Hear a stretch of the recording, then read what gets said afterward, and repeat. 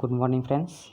આજે આપણે ત્રીજા દિવસે એક નવા કોન્સેપ્ટ સાથે અહીં રજૂઆત કરીએ છીએ અને નવી વસ્તુની અંદર આપણે જોઈએ ડિજિટલ ડિસ્ટન્સ લર્નિંગ. ઘરે બેઠા જ્ઞાન મેળવવું અથવા અભ્યાસ કરવો.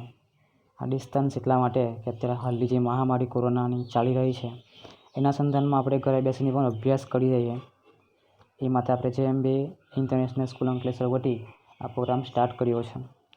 તો મેઇન ટૉપિક પર આવીએ તો વિષય સંખ્યા જ્ઞાન ભાગ 3. આપણે ભાગ 2 ગઈકાલે જોઈ ગયા. એમાં અવયવ અને અવયવી વિશે સમજ મેળવી હતી અને ત્યારબાદ આજે આપણે જે જોવાના છે એ વિષયની અંદર અવિભાજ્ય સંખ્યા અથવા મૂળ સંખ્યા. આપણે અવિભાજ્ય સંખ્યા નામ સાંભળીએ છીએ પણ બીજા શબ્દોમાં કહેવું હોય તો મૂળ સંખ્યા પણ કહેવામાં આવે છે. બરાબર. આજે અવિભાજ્ય સંખ્યા જે છે એ ગઈકાલના ટૉપિક અવયવ અને અવયવી ઉપર આધારિત જ છે. એટલે આજનો આ જે ટૉપિક છે એ ખૂબ મહત્ત્વનો છે અને જાણવાનો છે. ઓકે, તો હવે આપણે મેઇન ટૉપિક પર આવીએ. અવિભાજ્ય સંખ્યાની વ્યાખ્યા. અવિભાજ્ય સંખ્યા કોને કહેવાય?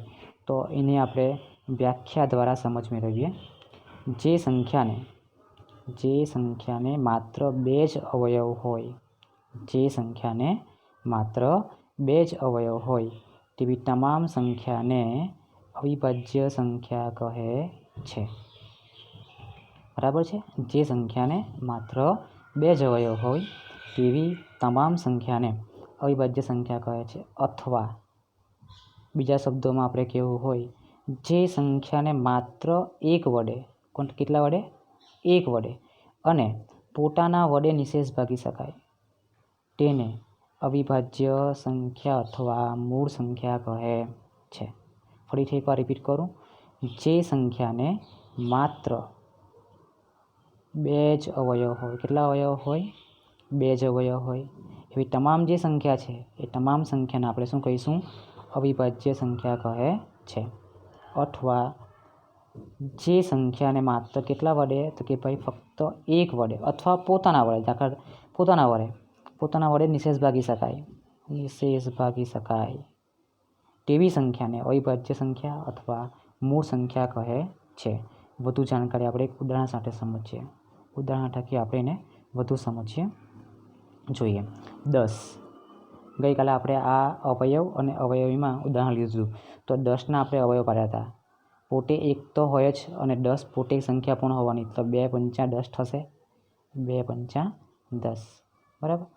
અહીંયા તો અવયવની જે સંખ્યા છે તે જુઓ, પોતે 1 તો ફરજિયાત હોય જ છે.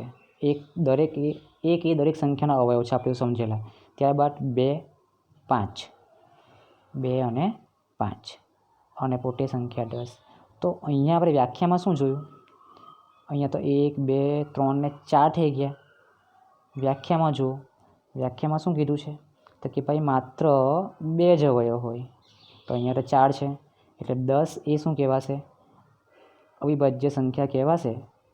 તો કે ના, 10 એ અવિભાજ્ય સંખ્યા કહેવાશે નહીં. બરાબર છે.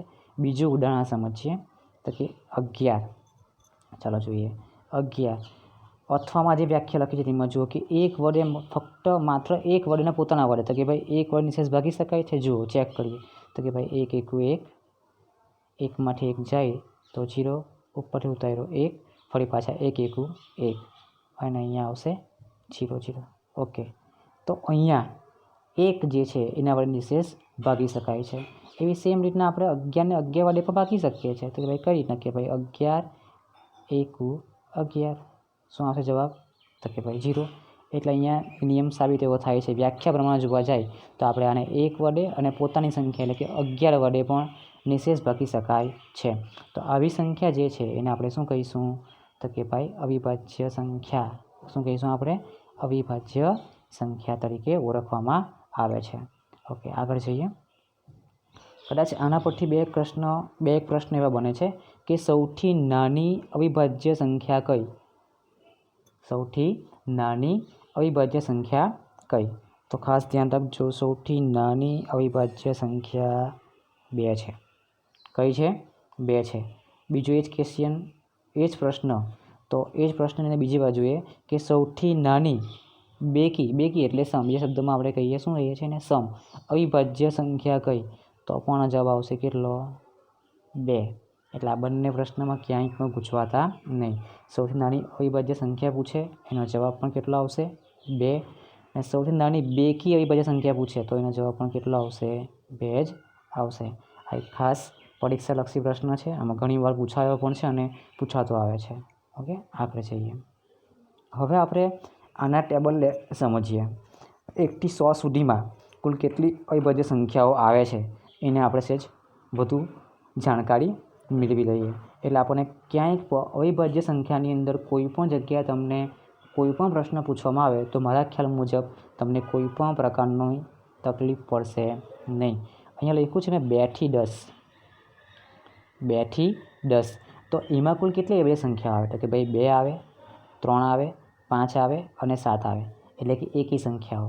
સામાન્ય ભાષામાં આપણે એકી સંખ્યા પર લઈએ તો એ બધી શુંમાં આવશે? અવિભાજ્ય સંખ્યામાં જ આવશે. તો 2 થી 10ની અંદર કુલ કેટલી સંખ્યાઓ છે?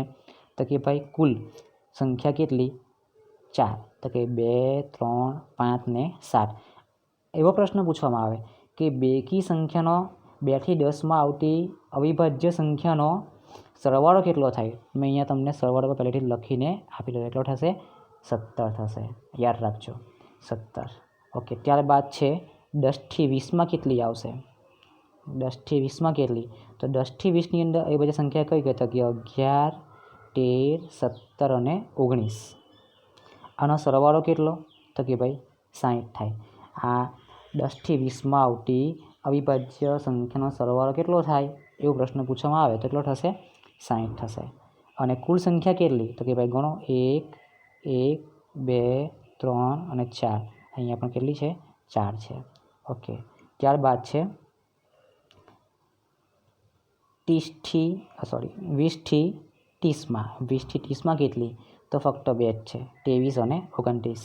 આના કોઈ આપણે અવિભાજ્ય અવયવ આપણે જેમ અવયવી જોયા હતા તેમાં ફક્ત 23માં 1 અને 23 બે જ અવયવ પડતા હતા. બરાબર છે. તો અહીંયા 29માં પણ સેમ તમને કાલે મેં અવયવ અને અવયવની વાતચીત કરેલી. તો 23 અને 29નો બેનો સરવાળો કેટલો થાય? તો કે ભાઈ 52. એવો પ્રશ્ન પૂછવામાં આવે કે 20 થી 30ની વચ્ચે કુલ અવિભાજ્ય સંખ્યા કેટલી? તો ભાઈ કેટલી? 2. એવી રીતના સેમ 30 થી 40માં કેટલી? તો કે ભાઈ 30 થી 40માં પણ 2 જ છે, 31 અને 37. એનો કુલ સરવાળો કેટલો થાય? તો કે ભાઈ 68 થાય. કેટલી સંખ્યા? 2.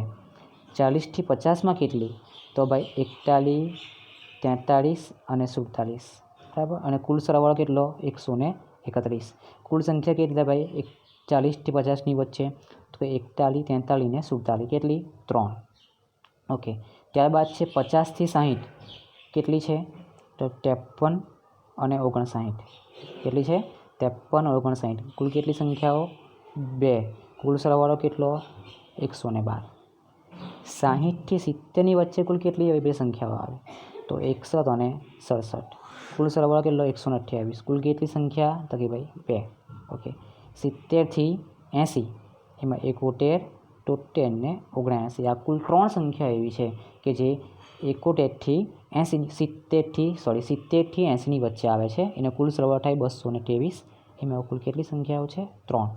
80 થી 90 એની વચ્ચે આવશે 83 અને 89.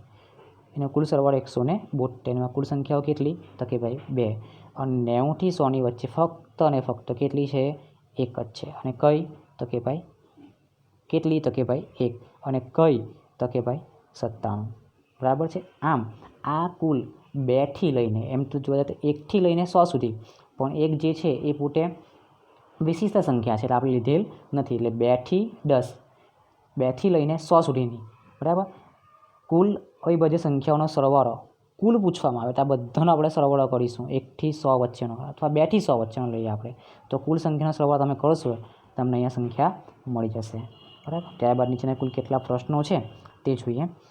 2 અંકની આપણે જોઈએ કે ભાઈ 2 અંકની નાની મૂળ સંખ્યા અવિભાજ્ય સંખ્યા કેટલા અંકની? 2 અંકની. તો કઈ આવશે?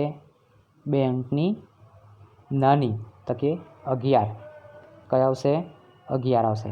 કારણ કે તમે ઉપલા ભાગમાં જુઓ અહીંયા દેખાશે, તમને બતાવું છું. અહીંયા 2 અંકની વાત કરીએ તો 2, 3, 5 ને 7 બધી કેવી છે? આ બધી કેવી છે? એક જ અંકની છે. ક્યાંથી શરૂઆત થાય છે 2 અંકની? તો કે ભાઈ 11થી. એટલે સૌથી નાની જે છે તે કઈ આવશે અવિભાજ્ય સંખ્યા? તો કે ભાઈ 11 આવશે. કઈ આવશે? 11. યાદ રાખજો. એવું પૂછવામાં આવે કે ભાઈ 2 અંકની અહીંયા પૂછવામાં આવે કે અવિભાજ્ય સૌથી નાની બેકી અવિભાજ્ય સંખ્યા. સૌથી નાની બેકી અવિભાજ્ય સંખ્યા તો 2 અને સૌથી નાની અવિભાજ્ય સંખ્યા તો પણ 2. આ બંને વસ્તુમાં અથવા બંને પ્રશ્નમાં ગફલત ખાવી નહીં. આ ધ્યાન રાખજો એક. ઓકે, ત્યારબાદ નેક્સ્ટ બીજો ક્વેશ્ચન છે કે 2 અંકની સૌથી નાની અવિભાજ્ય સંખ્યા. 2 અંકની સૌથી નાની અવિભાજ્ય સંખ્યા. અહીંયા સેજ મારાથી ભૂલ થઈ ગઈ છે, મોટી આવશે. 2 અંકની મોટી 1 થી 100 ની વચ્ચે, બરાબર છે. તો કઈ આવશે? 97. કઈ આવશે? 97. યાદ રાખજો. 2 અંકની સૌથી મોટી અવિભાજ્ય સંખ્યા આવશે 97. યાદ રાખજો, 97. ઓકે, નેક્સ્ટ આગળ જઈએ. ત્યારબાદ છે 2 થી, આ પ્રશ્ન તમે 2 ઘરે કરજો. 2 થી 100 ની વચ્ચે આવતી અવિભાજ્ય અંકોનો સરવાળો કેટલો થાય તમારે શોધવાનો છે. અને 2 થી 100 વચ્ચે કુલ સંખ્યા કેટલી આવે તેને પણ તમારે જવાબ શોધીને લખવાનો છે, બરાબર છે. આ બંનેનો જવાબ તમને ક્યાં મળશે? તો તમને હું કહી દઉં. આ જે સરવાળો છે,